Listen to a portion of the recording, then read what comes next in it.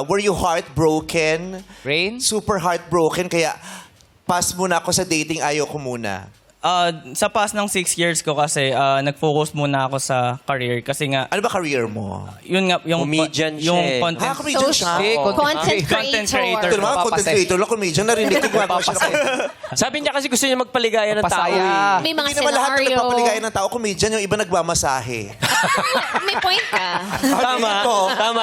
Marami nagpamasahe na kaya nila, bakit, kaya, di ba? Kaya ngayon, iba Nare-relax kaya ngayon, iba nagpupunta sa masahihan kasi gusto nilang lumigaya. Yes. At yung nagpapaligaya sa kanila, Relax. hindi comedian, kundi masahisa. Tama, mali. Tama, Blue Water Days pa. Ang laking ginhawa at ligaya nung namasahe. Totoo yan. Matanggalan ka ng Relax lamig. Yung stress mo sa Madurog sa katawan. pamamagitan ng bentosa. Tama. Tama. Grabe ka tumawa, para ka nangangabayo.